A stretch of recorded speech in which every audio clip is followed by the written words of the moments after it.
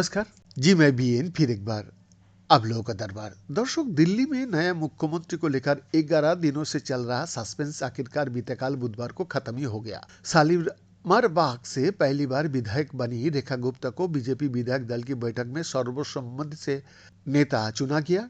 रेखा गुप्ता के नाम का प्रस्ताव बीजेपी विधायक प्रवेश वर्मा, विजेंद्र गुप्ता और सतीश उपाध्याय ने रखा तो राजकुमार चौहान, आशीष सूद और मनजिंदर सिंह सिरसा ने उनके प्रस्ताव को अनुमोदन किया।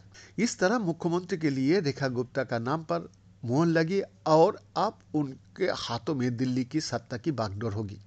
सुषमा शीला आतिशी के बाद अब दिल्ली में रेखा सरकार होगी। रेखा गुप्ता दिल्ली की 9वीं मुख्यमंत्री हो गया, दिल्ली की 4थी महिला सीएम होगी। रेखा गुप्ता से पहले सुषमा स्वराज, शीला दीक्षित और आतिशी महिला मुख्यमंत्री रह चुकी है। बीजेपी ने एक बार फिर महिला शक्ति पर भरोसा जताया है, लेकिन सवाल ये उठता है कि दिल्ली में कांग्रेस से लेकर आम आदमी और बीजेपी को महिला मुख्यमंत्री क्यों पसंद है। दिल्ली के सियासी इतिहास में सत्ता की बागडोर ज्यादा समय तक महिलाओं के हाथ में ही रही। केंद्र शासित प्रदेश दिल्ली में विधानसभा बहाल होने के बाद पहली बार 1993 में विधानसभा चुनाव हुए थे।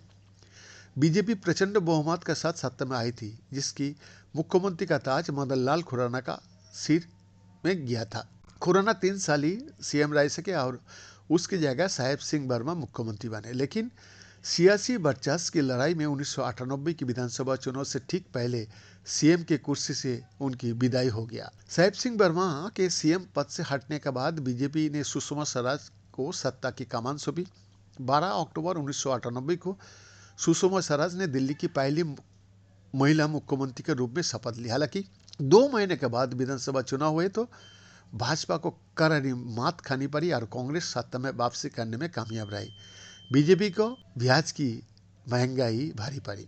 1998 की विधानसभा चुनाव में कांग्रेस ने पूर्ण बहुमत के साथ सरकार बनाई और दिल्ली के मुख्यमंत्री पद पर शीला दीक्षित विराजमान हुई थी। शीला दीक्षित दिल्ली की दूसरी महिला मुख्यमंत्री बनी। इसके बाद कांग्रेस ने दिल्ली की सत्ता पर लगातार 15 साल तक राज किया और इस दौरान सत्ता की बागडोर शीला दीक्षित के हाथों में ही रही।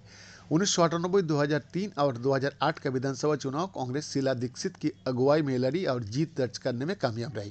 कांग्रेस को इन दोनों चुनावों में शीला सरकार के दौरान कई विकास कार्यों, मेट्रो प्रोजेक्ट और औद्योगिक क्षेत्र में मजदूर वर्ग को बढ़ावा देने के चलते जबरदस्त जीत मिली थी। हालांकि कॉमनवेल्थ गेम्स घोटाला और भ्रष्टाचार के आरोप पर गिरने के बाद शीला दीक्षित की लोकप्रियता में खासी गिरावट देखी गई। इसमें एक बड़ी भूमिका अन्ना हजारे की जन लोकपाल कानून के लिए किए गए आंदोलन की भी रही। अरविंद केजरीवाल समेत उनकी आम आदमी पार्टी का उदय भी इसी आंदोलन के बाद हुआ।